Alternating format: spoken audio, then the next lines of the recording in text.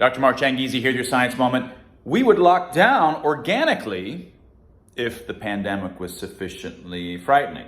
Right? This is a common response that folks on my side will give to the idea of lockdowns. Now, in a recent moment, I talked about the people that are saying, well, if it really was an infection fatality rate of 40%, then the lockdowns and the other interventions would have been totally justified. And no, they wouldn't be justified. They don't work. They have harms. They have radical harms, and they caused radical excess deaths. Those are the things that are society's greatest dangers. The helpful actions of society to protect ourselves from supposed dangers.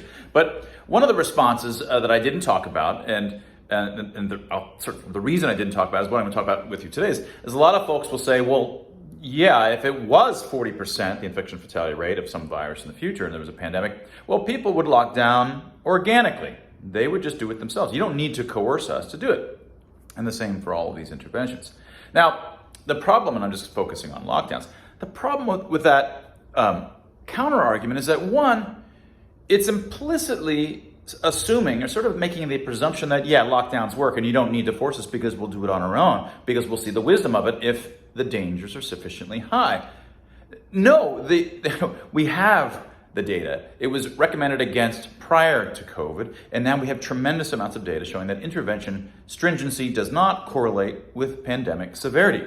So you wouldn't want to do it even if it was a 40%. Why would you do something that doesn't work, that doesn't slow transmission, and do it harder just because it's more dangerous, right?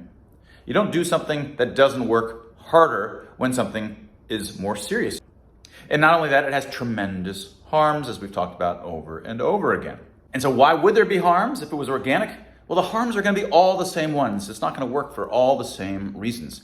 The harms are that you have a bunch of people that are so frightened that they're all going to try to huddle in their homes and stay away from everybody. How long can that last, right? You can't actually make that last longer than a few days, maybe a week, because what's going to happen? Everybody's going to starve. People have to be distributing. The economy has to move. It's living and breathing. It is a living and breathing creature, the economy. And you just can't buckle everybody down, whether they're doing it organically, on their own, voluntarily, or whether it's mandated. It is not possible to do lockdowns, whether organic or mandated.